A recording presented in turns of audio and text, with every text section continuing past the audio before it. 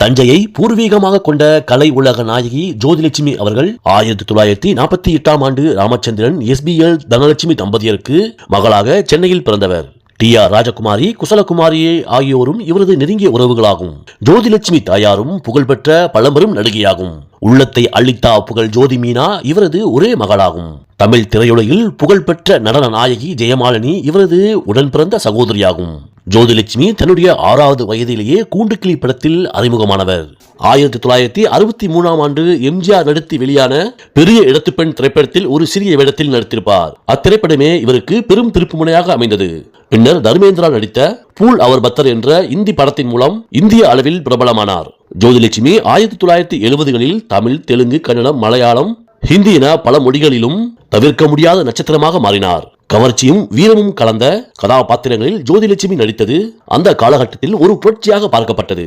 ஜோதிலட்சுமி வெறும் டான்சராக மட்டும் இல்லாமல் ஒரு படத்தின் வசூலை தீர்மானிக்கும் சக்தியாக இருந்தவர். ஜோதிலட்சுமியின் நடனம் இருந்தால் படம் ஓடும் என்ற நிலை இருந்தது. இவரது நடனத்திற்காகவே பல படங்கள் 100 நாட்கள் ஓடின. ஜோதிலட்சுமியின் வேகமான நடன அசைவுகளும் உடல் அமைப்பும் அன்றைய இளைஞர்களை பெரிதும் கவர்ந்தன. ஜோதிலட்சுமி சில படங்களில் சண்டை காட்சிகளிலும் துணிச்சலாக நடித்திருப்பார். சகோதரி ஜெயமாலினியின் வருகைக்கு பிறகு ஜோதிலட்சுமிக்கான வாய்ப்புகள் சற்றே குறைந்தாலும் தன்னுடைய நடிப்பை விடவில்லை. குணச்சித்திர வேடங்களிலும் வள்ளி போன்ற சின்னத்திரை தொடர்களிலும் நடித்து தன்னை தக்க வைத்துக் கொண்டவர். ஜோதிலட்சுமி சுமார் 300க்கும் மேற்பட்ட படங்களில் நடித்துள்ளார். ஜோதிலட்சுமி சாய் பிரசாத் என்பவரை காதலித்து திருமணம் செய்து கொண்டார். இவர்களுக்கு பிறந்தவரே உள்ளத்தை அளித்தா புகழ் ஜோதி மீனா. ஜோதிலட்சுமி ஒரு பாரம்பரியமான வசதியான குடும்பத்தில் பிறந்ததால் சிறு வயதிலேயே முறையான பரதநாட்டியம் பயின்றவர். இதுவே பின்னாட்களில் அவர் காட்டிய வேகமான நடன அசைவுகளுக்கு அடித்தளமாக அமைந்தது. திரையில் மிக கவர்ச்சியாகவும் துணிச்சலாகவும் தோன்றிய ஜோதிலட்சுமி நிஜ வாழ்க்கையில் அதற்கு நேர்மாறானவர். படப்பிடிப்பு தளம் தவிர மற்ற நேரங்களில் மிகவும் ஆச்சாரமான பக்திமிக்க பெண்ணாகவே வாழ்ந்தவர். படப்பிடிப்பு முடிந்ததும் யாரிடமும் வீண் பேச்சு வைத்துக் கொள்ளாமல் நேராக வீட்டிற்கு செல்லும் வழக்கம் கொண்டவர். ஜோதிலட்சுமி ஆக்சன் குயில் என்றும் அழைக்கப்பட்டவர். பல படங்களில் டூப் போடாமல் அவரே சண்டை காட்சிகளில் நடித்ததுதான் அவருக்கு அந்த பெயரை பெற்று தந்தது. சில நேரங்களில் கத்தி சண்டை மற்றும் குதிரையேற்ற காட்சிகளில் கதாநாயகர்களுக்கு நிகராக சாகசம் செய்திருப்பார்.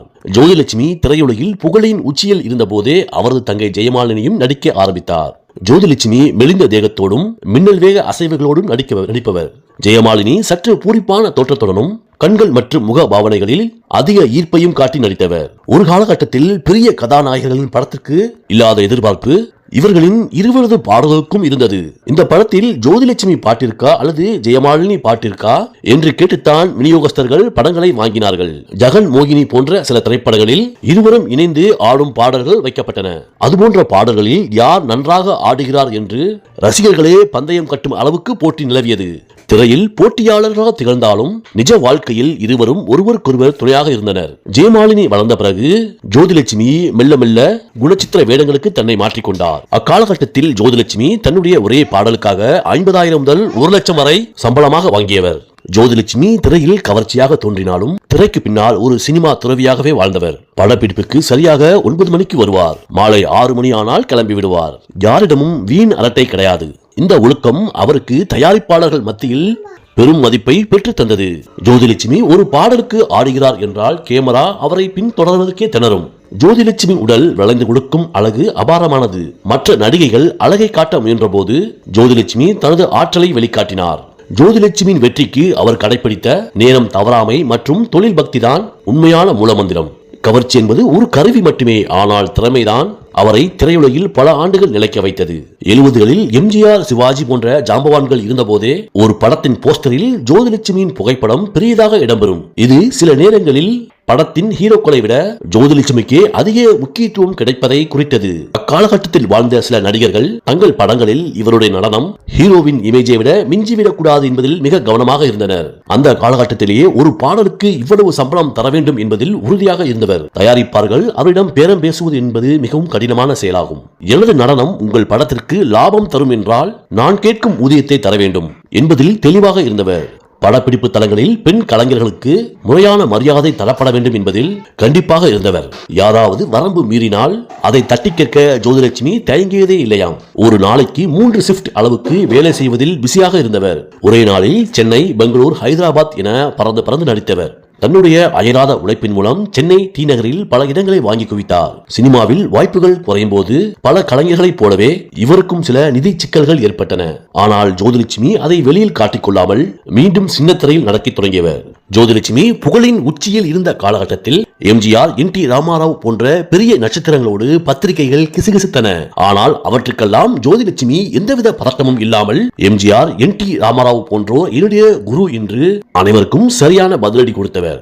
ஜோதிலட்சுமியின் வெற்றி என்பது வெறும் அதிர்ஷ்டம் அல்ல, அது திரையுலகில் பெண்களுக்கு என்று ஒரு தனி இடத்தை பிடிப்பதற்காக அவர் செய்த விடாப்படியான போராட்டமாகும். ஒரு பக்கம் ஆக்சன், மறுபக்கம் நடனம் என அவர் காட்டிய பன்முகத்தன்மை என்றும் பலருக்கு பாடமாகும். ஜோதிலட்சுமி திரைத்துறையில் இருந்த போதும் தனது மகள் ஜோதி மீனாவை மிகச்சிறந்த முறையில் வளர்த்து அவருக்கு திருமணம் ஆகும் வரை ஒரு பொறுப்பான தாயாகவே வாழ்ந்தவர். ஜோதிலட்சுமி திரையில் மிக கவர்ச்சியாகவும் துணிச்சலாகவும் தோன்றியதால் நிஜ வாழ்விலும் அவர் அப்படித்தான் இருப்பார் என்ற ஒரு தவறான பிம்பம் பொது மக்களிடையே இருந்தது. ஆனால் ஜோதிலட்சுமி யாரிடமும் அஞ்சாமல் தன்னுடைய சொந்த உழைப்பில் பெரிய அளவில் சம்பாதித்ததும் ஒரு சுதந்திரமான பெண்ணாக தெரிந்ததும் அக்கால சமூகத்திற்கு வியப்பாக இருந்தது.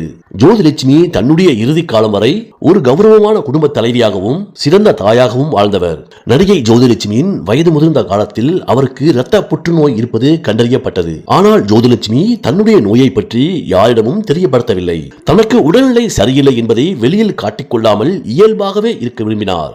இறுதியில் சென்னையில் உள்ள ஒரு தனியார் மருத்துவமனையில் அனுமதிக்கப்பட்டு தீவிர சிகிச்சை பெற்று வந்தார். இருப்பினும் புற்றுநோயின் தாக்கம் தீவிரமடைந்ததால் 2016 ஆண்டு ஆகஸ்ட் 8ஆம் தேதி நள்ளிரவு சுமார் 11:40 மணி அளவில் தனது 67வது வயதில் சென்னையில் காலமானார். ஜோதிலட்சுமி மறைந்த செய்தி மறுநாள் காலையில் தெரிய வந்தபோது ஒட்டுமொத்த தென்னிந்திய திரையுலகமும் அதிர்ச்சியில் உறைந்தது.